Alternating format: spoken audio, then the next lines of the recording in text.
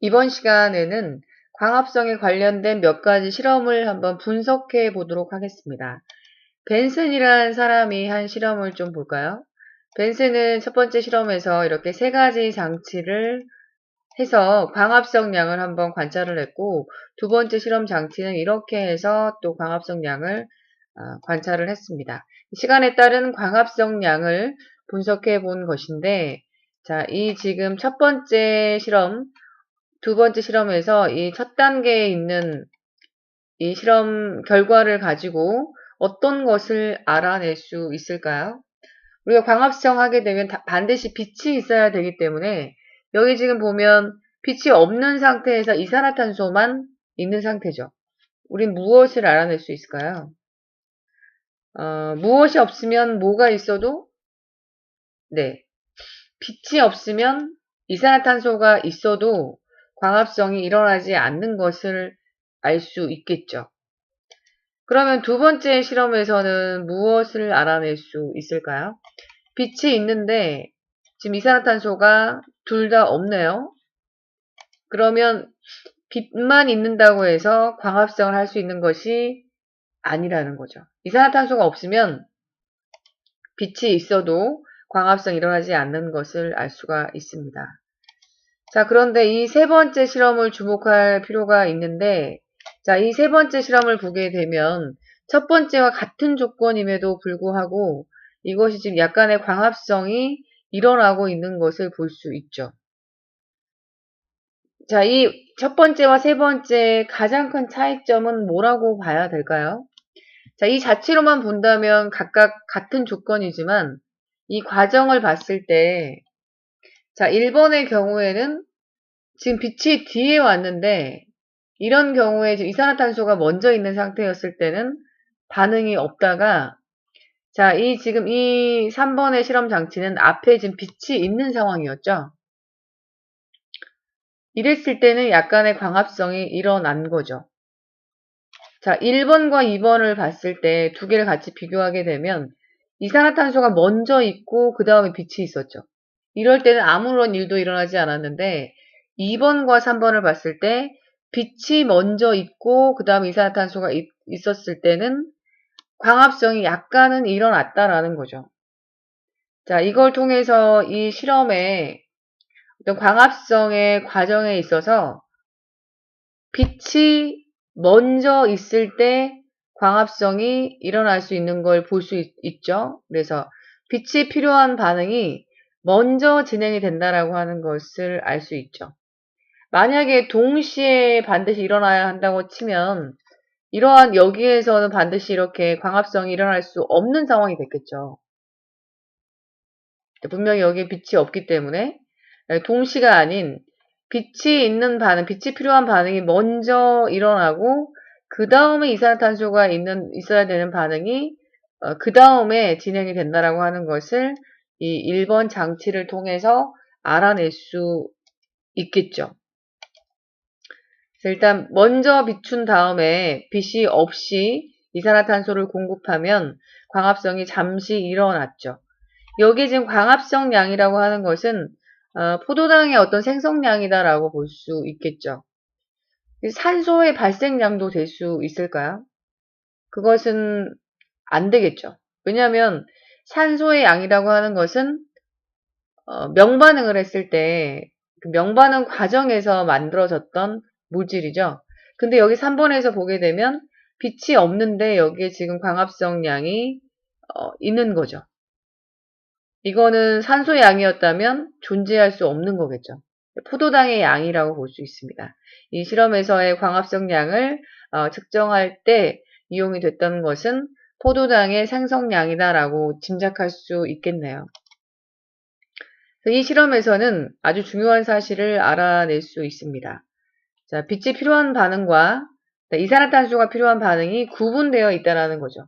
만약에 구분되지 않고 동시에 같이 일어난다고 치면 여기에서 이러한 반응을 보일 수가 없었겠죠. 그리고 또 하나, 이 지금 이렇게 1번과 2번을 비교했을 때 이게 지금 빛이 필요한 반응이 뒤쪽이 아니라는 거죠. 자, 2번과 3번인 경우에 빛이 앞에 있을 때 반응이 일어났죠. 빛이 필요한 반응이 먼저 일어나는 것을 알 수 있고 이산화탄소가 필요한 반응이 나중에 일어나는 것을 알 수 있는 실험이다라고 볼 수 있겠습니다. 자, 두 번째에서 특히 이제 이 두 번째 장치에서 세 번째 그림을 보게 되면 자, 빛을 비추면서 이산화탄소가 함께 공급이 됐을 때 광합성이 지금 계속 일어나고 있는 것을 볼 수 있죠. 그래서 광합성이 꾸준히 일어나려면 동실하기보다는 이것이 이제 함께 같이 있음으로 해서 빛이 있는 반응에서 일단은 그 물질을 만들어낸 다음에 그 물질을 이산화탄소가 필요한 반응에 이렇게 제공을 해서 지속적으로 진행이 됐다라고 하는 부분을 짐작할 수 있을 것 같습니다. 자, 그 다음 두 번째 실험을 좀 보도록 하겠습니다. 산소가 도대체 어디에서 나오는가? 이산화탄소에서 나오는가? 아니면 물에서 나오는가? 이것을 알아본 실험이 두 가지가 있습니다. 자, 힐이란 사람이 먼저 이야기를 하게 되는데 이 힐이란 사람이 어떤 실험을 했는지 한번 보도록 하겠습니다. 자, 이 힐이란 사람은 질경이 잎에서 얻은 그 엽록체 추출액을 일단 여기 지금 이렇게 시험관 안에 담았죠. 엽록체와 그 다음에 여기에 뭘 집어넣냐면 옥살산 철3를 집어넣습니다. 자, 그 다음에 여기에서 이제 공기를 빼고 그 다음에 밀폐를 시켰죠. 그럼 여기 안에 지금 뭐가 있는 상태냐면 엽록체하고 옥살산 철3만 있는 상태라고 볼 수 있겠죠. 공기를 지금 빼낸 상태니까. 자, 그 다음에 빛을 주고 시간을 준 다음에 그 결과를 봤더니 여기 안에 산소가 발생을 했습니다. 그리고 옥살산철3가 옥살산철2로 바뀐 것을 볼 수 있었죠.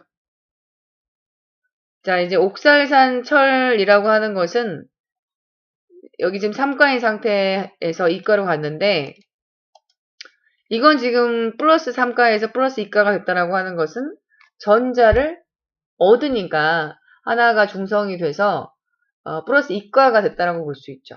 어떤 물질이 전자를 얻는 것은 뭐라고 하나요? 네, 얻는 것은 환원이라고 하죠. 환원이 됐다라고 볼 수 있죠. 그래서 이 옥살산철3가 전자를 수용했기 때문에 옥살산철2로 바뀌었겠죠. 그래서 이것은 전자 수용체 역할을 한다라고 볼 수가 있겠습니다. 실제로 엽록체에서 이렇게 전자 수용체, 전자가 왔을 때 마지막에 그 받는 물질이 최종 수용체가 NADP 플러스였죠. 자, 그래서 옥살산 철3에 해당하는 물질이 NADP 플러스였다라고 하는 것을 기억하시면 될 것 같습니다. 우리가 호흡에서는 NAD 플러스 이런 것들이었는데 이 지금 광합성에서는 NADP 플러스가 되죠. 좀 구별을 하시기 바랍니다.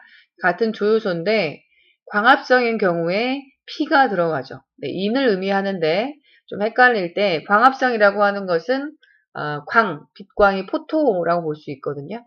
그래서 P, 네, 광합성일 때는 P가 들어간다라고 좀 기억을 하면 좋을 것 같습니다. 자, 결국 NADPH가 만들어지겠죠. 그래서 이 정리를 해보게 되면 여기 안에 지금 공기를 빼버렸기 때문에 산소와 이산화탄소가 없고 이제 여기 안에 엽록체 추출액을 집어넣었기 때문에 물은 있는 상태가 되죠.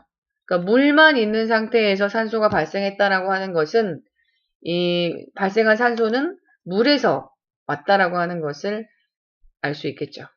그래서 물의 광분해를 통해서 산소가 나온다라고 하는 것을 증명한 실험이라고 볼 수가 있겠습니다. 그래서 이 물은 결국 산소와 전자를 만들어낸다, 배출한다라고 하는 것을 알 수 있는 실험이 되겠습니다. 자, 그리고 또 루벤이라는 사람이 1941년에 실험을 하게 됩니다. 그래서 여기에서 이제 광합성 결과 발생하는 산소가 물에서 유래한다라고 하는 것을 이제 명확하게 밝혀낸 실험이다라고 볼 수가 있습니다. 자, 어떻게 실험을 했냐면, 자, 여기 안에 그 삼각 플라스크 안에 클로렐라를 집어넣습니다. 이거는 이제 클로렐라 같은 경우는 광합성을 할 수 있는 하나의 녹조류의 일종이다라고 볼 수 있는데, 여기 안에 집어넣고, 자, 무엇을 이제 넣냐면, 자, 이 물의 방사성 동위 원소를 표시를 했습니다. 자, 이걸 표시를 하게 되면, 이것이 이제 어디로 가는지 알아낼 수 있는 장점이 있죠. 추적할 수 있는.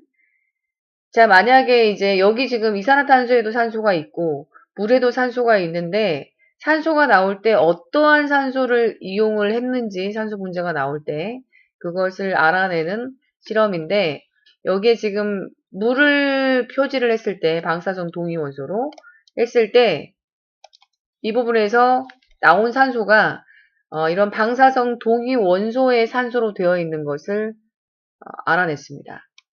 그러니까 결국 물에서 이 지금 산소가 나온 것을 알아낸 거죠.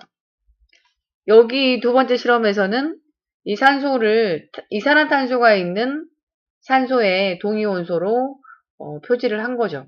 그랬더니 이번에는 이 산소가 동위원소가 아닌 그냥 일반 산소 형태로 나오더라는 거죠. 결과적으로 산소가 나오는 것은 물이라고 하는 것을 알아낼 수 있는 거죠.